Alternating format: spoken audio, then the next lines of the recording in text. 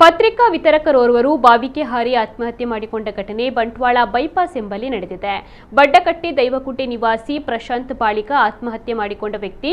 ಪ್ರಶಾಂತ್ ಬಾಳಿಗ ಬಂಟ್ವಾಳ ಪೇಟೆಯಲ್ಲಿ ಚಿರಪರಿಚಿತ ಮತ್ತು ಎಲ್ಲರ ಅಚ್ಚುಮೆಚ್ಚಿನ ವ್ಯಕ್ತಿಯಾಗಿದ್ದರು. ಅನೇಕ ವರ್ಷಗಳಿಂದ ಪೇಪರ್ ಮತ್ತು ಹಾಲು ವಿತರಕರಾಗಿದ್ದು ಸಂಜೆ ವೇಳೆ ಪಿಗ್ಮಿ ಸಂಗ್ರಾಹಕ ವೃತ್ತಿಯನ್ನು ಕೂಡ ಮಾಡಿಕೊಂಡಿದ್ದರು. ಎಂದಿನಂತೆ ಇಂದು ಬೆಳಿಗ್ಗೆ 4 ಗಂಟೆಗೆ ಮನೆಯಿಂದ ಪೇಪರ್ ಮತ್ತು ಹಾಲನ್ನ ಮನೆ ಮನೆಗೆ ವಿತರಣೆ ಮಾಡಲು ಹೊರಟವರು ಸ್ವಲ್ಪ ಹೊತ್ತು ಕೆಲ ಮನೆಗಳಿಗೆ ಹಾಲು ಮತ್ತು ಪೇಪರ್ ಹಾಕಿದ್ದಾರೆ.